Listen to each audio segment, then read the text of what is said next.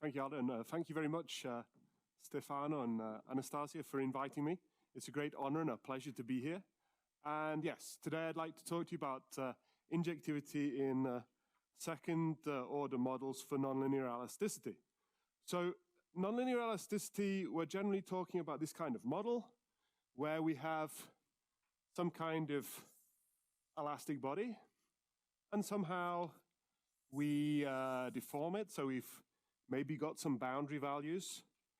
Generally, what we talk about is we prescribe like directly boundary values all everywhere on the boundary, but it's not necessary. You don't have to do it that way. You can do it another way as well.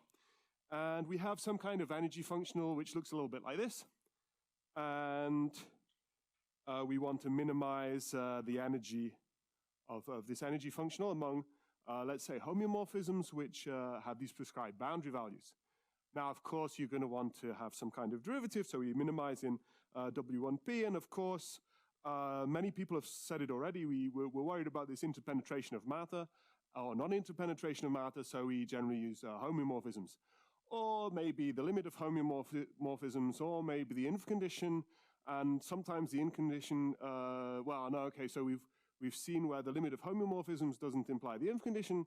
We've seen where the inf condition, there's a nice paper of Aldo, where the inf condition doesn't imply the limit of homeomorphisms, and when we've seen from Barbara that neither of them are the right thing.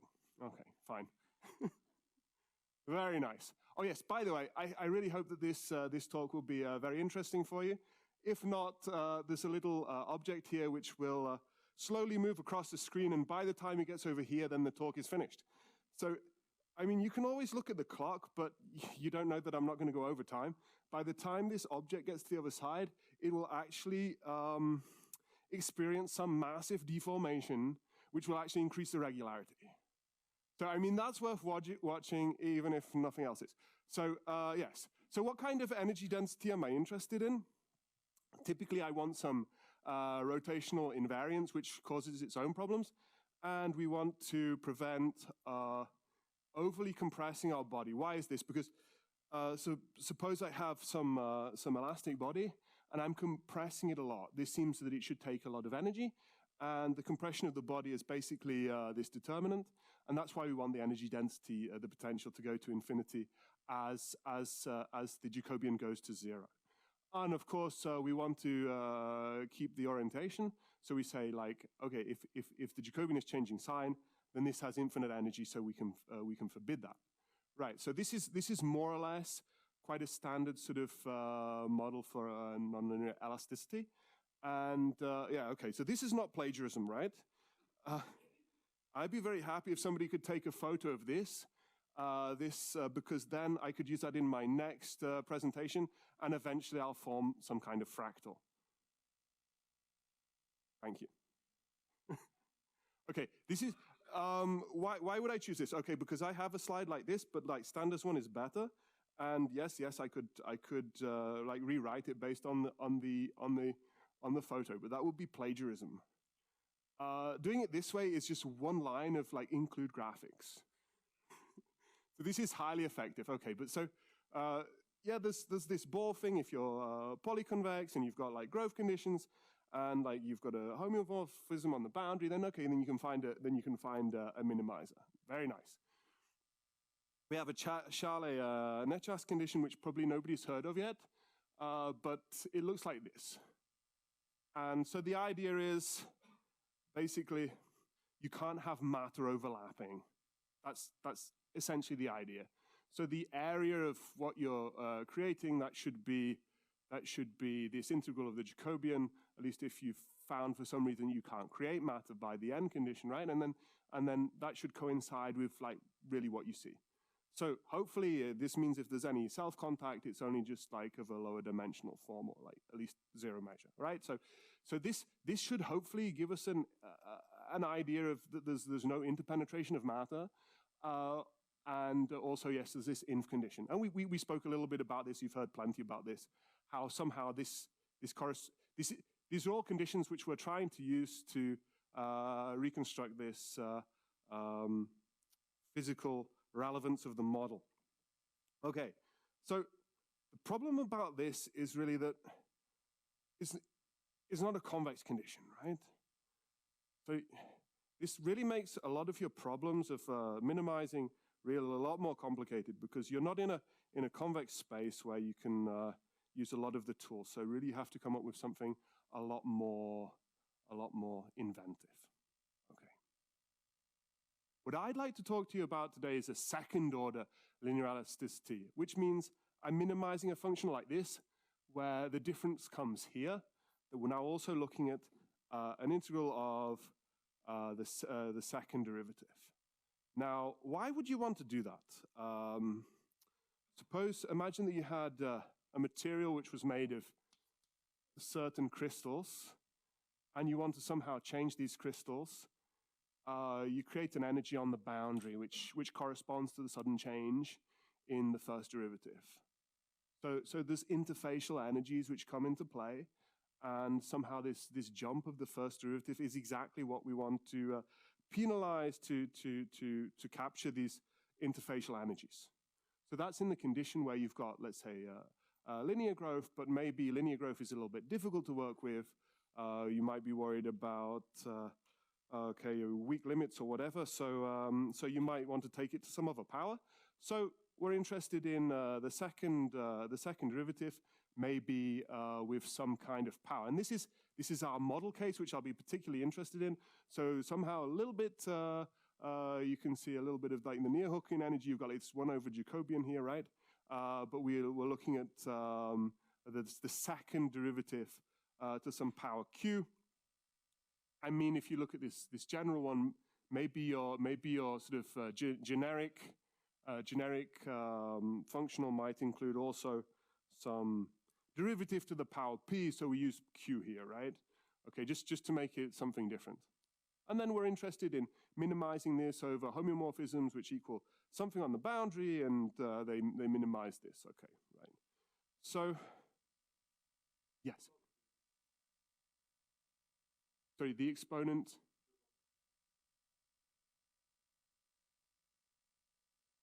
Yeah, this A, yeah, sorry. This is okay. Well, we'll see. So if A is big enough, we'll have something.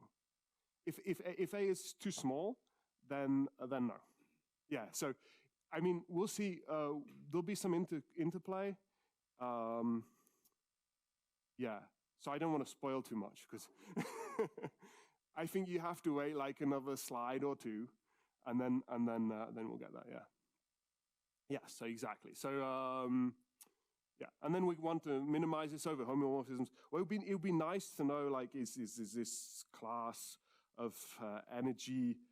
So it's the class of functions where you have finite energy. Is it closed or whatever, right? So that's what we like to look at. And here's a whole list of very, very, actually we've seen quite a few of them already here. So unsteady models, I think it was presented by Sebastian, right? And what else was also, oh yeah, and maybe some of these other works which you've got, yeah. But definitely, and yes, Barbara in her presentation also used the same kind of model where we've got this second order derivative. So like we've seen already a number of works using this model, and here are some more. Okay. Now, here's this fantastic result, which is the only one which we're aware of up until very, very recently, which is by Stefan and Healy, which says, we're going to look at an energy, okay, so they don't restrict themselves to this model case, but it's bounded from below by something which looks like this. So somehow my energy is going to ensure that my second derivative is integrable to the power q, and the Jacobian is integrable to the power a. Now, if you satisfy some kind of relationship between a, n, and q, then you get like very, very, very nice things happening. So whenever the energy is like finite, well, fine, okay, but whenever the energy is not too big, then the Jacobian is positive everywhere.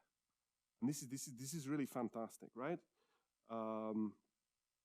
The fact that your Jacobian is positive everywhere, and the fact that you're close to something which is like a homomorphism on the boundary is really going to show you that the minimizer is a homomorphism. That's great stuff. So this is a very nice result, and the condition which they have here is 1 minus n over q times by a has to be greater than or equal to n. Okay, very good.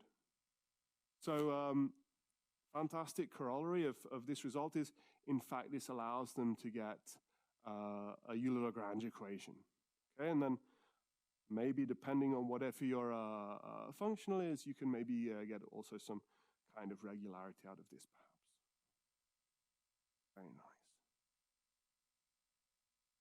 And in order to get this Euler-Lagrange equation, it's really, really critical that you have this Jacobian away from 0. It gives you enough space to move around to do some testing or whatever. Because exactly, precisely when the Jacobian goes to 0 is when you can't do it. You don't have any space to do anything, right? Okay. So how would you go about proving something like this? Let's imagine that we've got a point where the Jacobian is 0. Now, our mapping is in W2Q, and Q is greater than n. So if Q is greater than n, then the first derivative has to be held continuous with some exponent. Right? If the first derivative is held continuous with some exponent, then I can say the same about the Jacobian.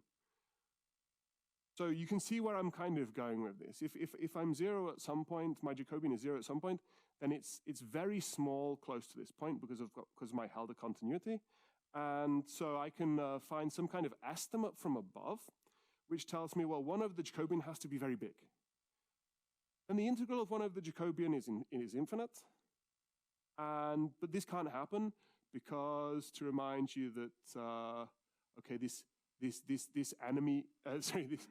energy is finite, right? So the existence has already been proved. It's fairly standard, and this would mean that like all of your contenders have infinite energy, and you know that this is not true. Okay. So now we know that okay, Jacobian is not 0 anywhere. That's fantastic, and in fact they prove it's like bounded away from 0, right? So. This means F is a local homomorphism. You're continuous, like all the way up to the boundary. The boundary's nice, and you can use some degree theory. You see that this is like really a global homomorphism. Very nice. Okay.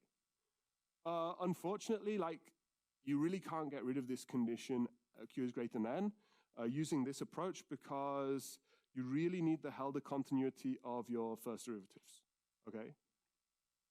So. This is the result which I'd like to present today. So here we get to look at some A's, some N's, and this one is quite easy to deal with. This one I'm going to ask you if you can remember at the end of the lecture. Okay, so when Q is greater than n, right, all we need is A greater than n minus 1. When Q is between n minus 1 and n, then we need something a little bit more. Basically, it's the difference between saying my first derivative is Helder continuous and saying, okay, my first derivative is now no longer Helder continuous, but I can use some embeddings and get something. And the embeddings require that I've got the derivative to the power n, which doesn't give me as much as when I could just say, okay, they've both got the same Helder exponent. So that's what's going on between the difference of these conditions here. Okay. Anyway, so so if we've got this and we've got any map in W2Q with the Jacobian to the so the absolute value of the Jacobian to the minus a is integrable. I'm not assuming that the Jacobian is positive almost everywhere. It can be negative. It just satisfies this integrability condition. And I'm equal to a homomorphism on the boundary, then I'm a homomorphism. Okay. So I want to say this very respectfully because Stefan is here. If Stefan wasn't here, I'd also say it very respectfully. Okay, as Q goes to n, you can see that A has to go to infinity, right? But we get that just, all we need is a bigger than n minus 1, which is nice. And we have some results on the plane, which I'm not putting there just because it would be too much stuff. Okay, right, so how do we go about proving this? So in order to prove this result, we prove the result which I've put up here. Now, this actually, bad on me. Let me now say that this is a joint work together with Stanislav Hensel, with Sebastian Schwarzacher, and with my postdoc, Sasha Menovshikov. Okay, right, so these are fantastic people I get to work with while I do this. Okay, so in fact, we've got this set of infinite compression. Where can the Jacobian go to 0? So we're no longer able to say, in fact, the Jacobian is nowhere 0. We can't say this. This is the price we pay. So we get like in some way a stronger result in the sense that we have fewer requirements, but we get weaker results in the sense that we no longer can say the Jacobian is positive away from 0. All we can say is the set where the Jacobian is 0 is going to be very small. Now, if you want to bound the size of the set where the Jacobian is small, this is going to be Hausdorff dimension D, right, whatever. Then you need to satisfy some such conditions, right? So, spoiler alert: these conditions are like sharp, right? Yeah. So how do we use this? First we prove this theorem, and then we're going to apply it for the so the value of d equals n minus 1. Okay, so this is exactly this theorem. This is just exactly the same as the previous theorem, just rewritten for d equals n minus 1. And then you can see this is somehow corresponding to the conditions which you saw before. Right, so if the sign of the Jacobian is not changing, right, that's what we really need. So, okay, we know that 1 over the Jacobian, like absolute value to the power a is integrable. Now what we really needed is not going to change sign to get it positive almost everywhere. And to do that is exactly that we need that the Jacobian, the n minus 1 measure of the set where the Jacobian is 0, right? So what that means is there's not enough space anymore for you to go back over yourself and change sign, right? So, now we've got a proof. Proof goes a little bit like this. So actually we're proving like this, this is a homomorphism, right? So I want to use this corollary, right, to prove this theorem. Okay, that's what I want to do now. Later I'll show you the proof for this theorem, and like this is just an easy application basically of this one. Yes, so now we're going to prove this theorem, that under these circumstances, I'm in fact going to have that any maps which have finite energy must be a homomorphism, okay, after having applied this corollary. Okay, so if Q is greater than n minus 1 and F is in W2Q, then the first derivative is in ln and the Jacobian is integrable. This is like the first stage which I'm going towards to make sure that I'm going to have a mapping of finite distortion. So first I need my Jacobian to at least be locally integrable, which in fact it is. Okay. So this corollary tells me that the Jacobian doesn't change sign. So the Jacobian isn't changing sign, it's integrable. There is some k, we've seen this k already, so there's some distortion function, k and f is a mapping of finite distortion. Okay, now I'm going to use this Haldor inequality on this distortion function to prove it's in LP. Right, so you've got the derivative, you can raise the power of that.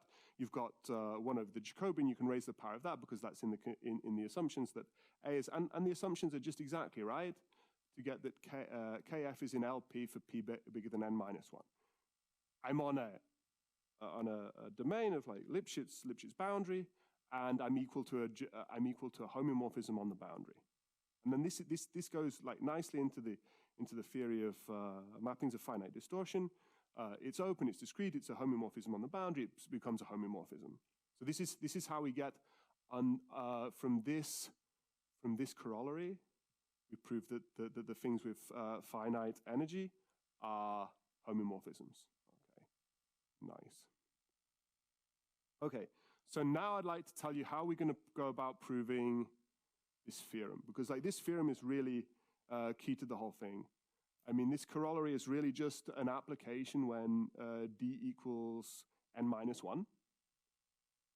And from there to get that the Jacobian doesn't change sign, it's a nice trick, but it's relatively straightforward.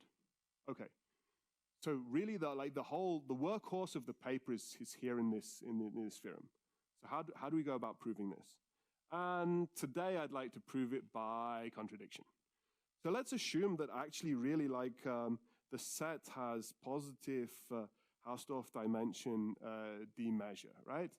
And so I can find some covering of this set with balls, and in each ball I've actually got I see a little bit of this set.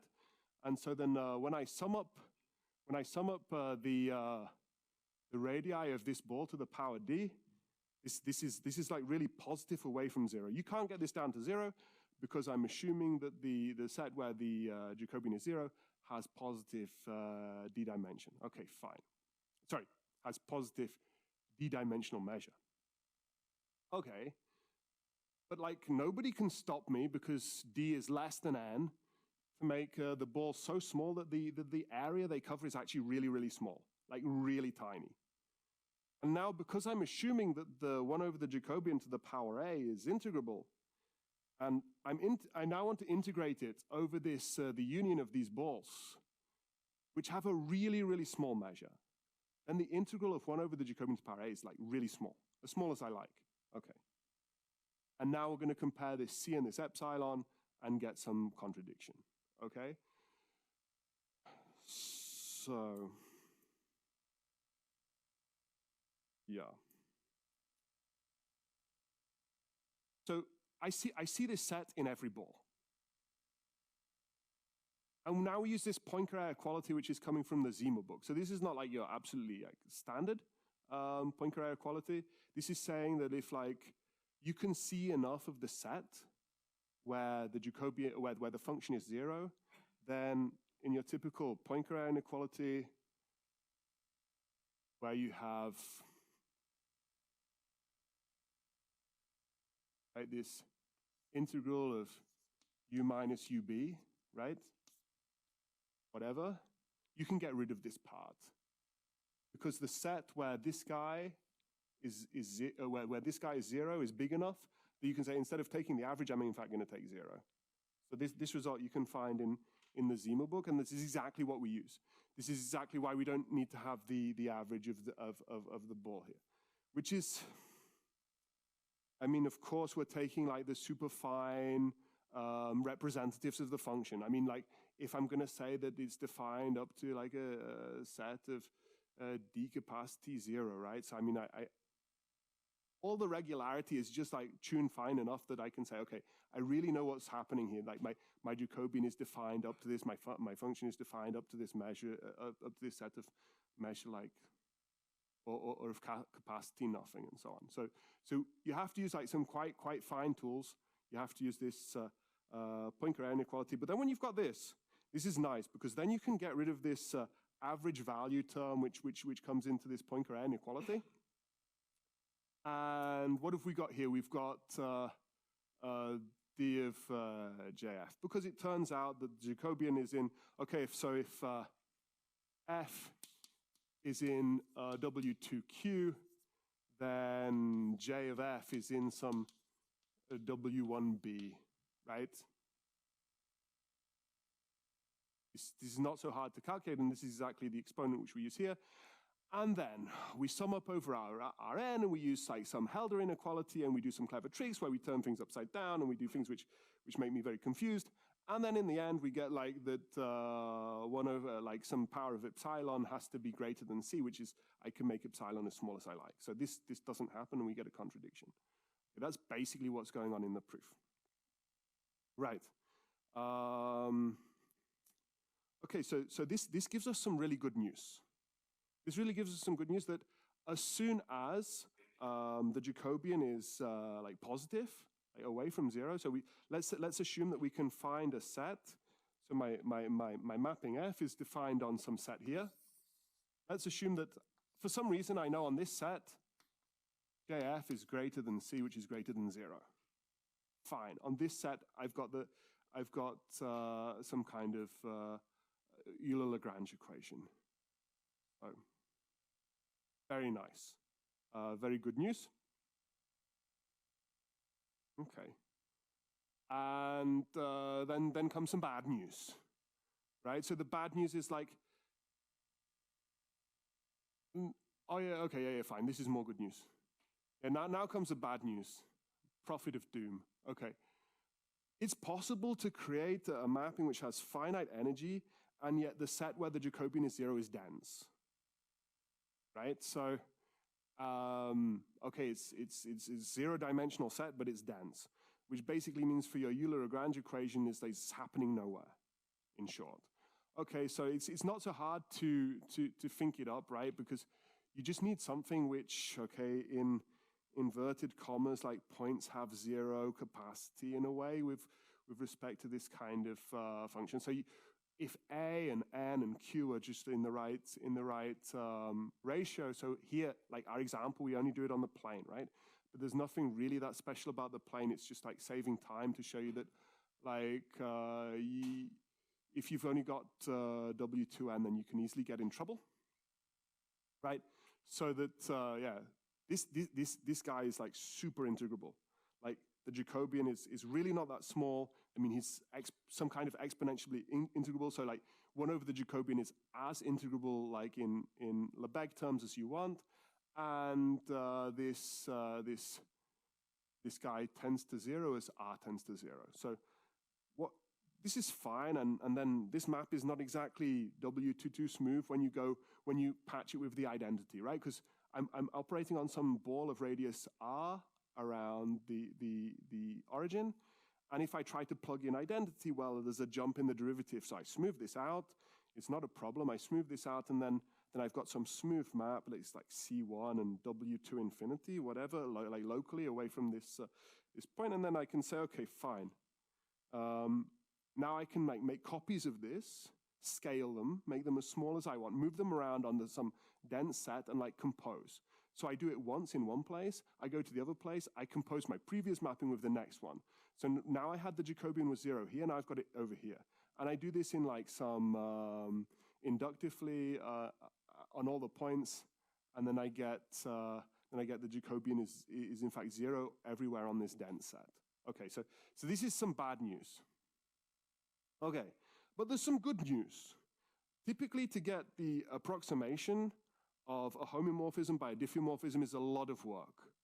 I mean, 40, 50 pages of work in many cases, and like let's say cheekily that the easy cases are done, and anything now is going to be harder, right? So very, very difficult. I mean, it's easy to approximate Sobolev map with a smooth map. You can just, like, for example, take some convolution, and there's other ways you can do. You can do like Lipschitz truncation, whatever. Okay, very nice, but like you're not going to get a diffeomorphism. You're going to lose injectivity when you average out. So basically, you end up, instead of going around the corner, you take a shortcut, and you lose injectivity. Okay, shame, but when the Jacobian's not too close to 0, you can get like. You can get some approximation. So all you need to do is take the convolutions.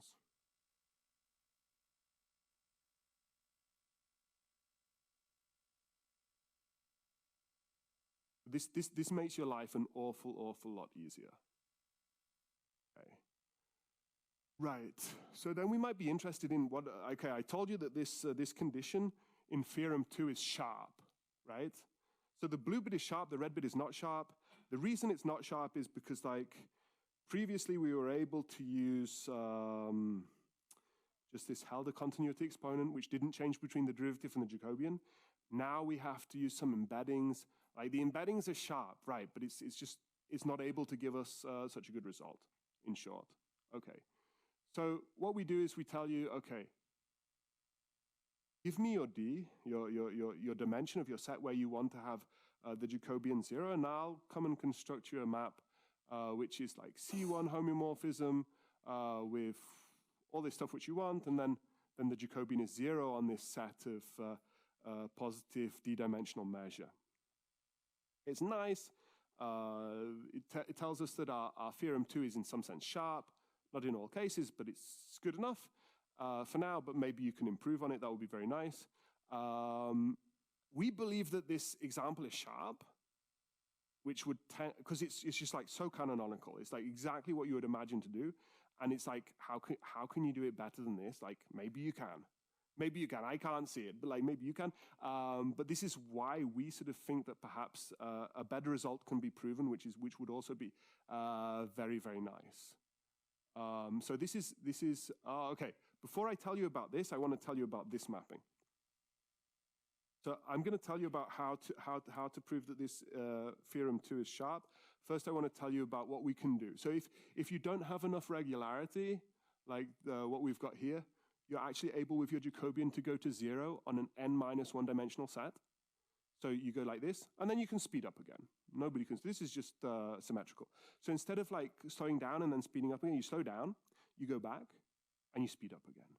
So you've actually folded the paper. So this is if you're not satisfying these conditions, then really like you've got like no chance to be a homeomorphism. So this is very, very pathological behavior. Okay. So back to proving how do we prove this? Oh yeah, and the car's getting quite close to the end, and so am I. Okay, this is good news. I might even make it. Okay, right. So how do you go about proving that this theorem is sharp? So like you make your favorite d-dimensional Cantor set. What you do now is in fact you only squeeze it in one direction. So like n-1 directions, like you're easy. You're just doing identity, and then you squeeze each box. So this is like a linear map, and then you like somehow interpolate out to make it smooth and whatever, and then you do the same and you keep on doing. And this in fact gives you the Jacobian 0 on the Cantor set. And yeah, so you do this frame to frame. This is standard. Make it C1 smooth. You like make sure you control all your derivatives in the Jacobian. And like really, if you look at it, this example, I don't believe it's possible to improve. So if you want to come up with like a better counter example, then I don't think it's going to be a Cantor set. But don't sue me if it is. Okay, right, fine, whatever. Of course, and then you've got like this ball counter example, which was used for mappings of finite distortion. If you're like, okay, so how could you not be open and discrete? How is it possible? What's the easiest way not to be a homeomorphism? Well, maybe I map 2 points to the same place, right? But I'm still quite a nice map, so like the pre-image of any point is a connected set. So whenever I map 2 points to one place, I map an arc between them. So essentially, I have to map a segment to a point if I'm not going to be a homomorphism. So this is more or less how this is done. We do it in the paper. We get under certain circumstances that that this is good. Okay, right. Okay, so now some open questions. Okay, our proofs allows for the case q equals n, but only works for q greater than n squared over 2n-1. It's like, is it maybe artificial? Can this be improved on? There's an exponent gap between what we're able to prove when q goes below n. Oh no, yeah, when q goes to n or below. So you get an exponent gap between what we're able to prove and where our counterexample takes us. So we expect a better proof exists. Maybe it does, maybe it doesn't. That could be interesting to look at. And maybe you would be interested to look at, okay, what can minimizers do, right? So we can have some very, very bad behavior. It's like we can have the set where the Jacobian is 0 can be dense. Like, but you say, like, why would a minimizer want to do this? Maybe you can prove something better for the minimizers. Yes, many other different questions which are connected to this, which could be of interest. But that's all I want to say for today.